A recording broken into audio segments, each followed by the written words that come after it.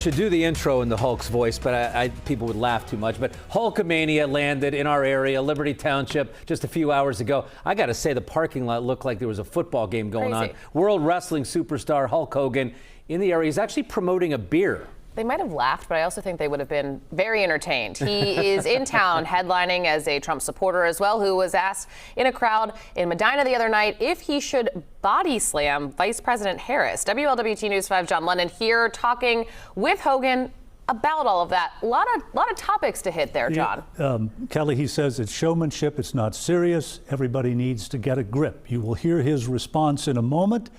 As Hogan was inside, some 400 or so waited outside, along with a few protesters who do not buy his showmanship explanation.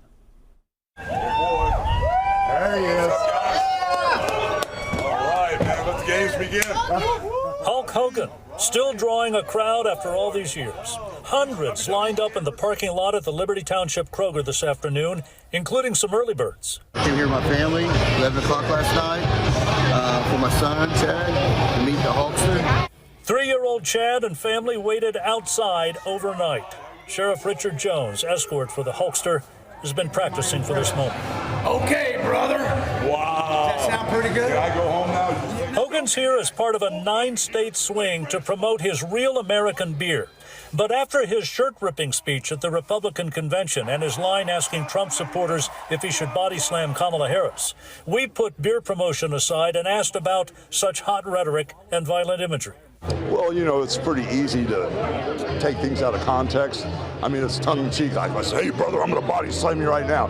It's just wrestling fun and wrestling talk. So for them to make it a big deal kind of worries me about where their priorities are. Outside, security had Nate Livingston on the ground. He and a few others were protesting Hogan's body slam talk, saying it's threatening. A security guard said Livingston punched him in the mouth. Livingston tells us that's a lie. I asked the man to stop pushing me. I said, you have no reason to put your hands on me. He continued to push me.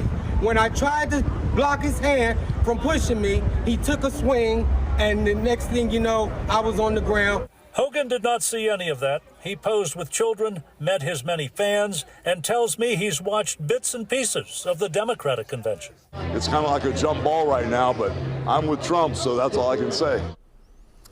Hogan's beer promotion tour is in Oxford now tonight. He says he never dreamed that at 71 years old, the fans would still be out there in the kind of numbers they were today.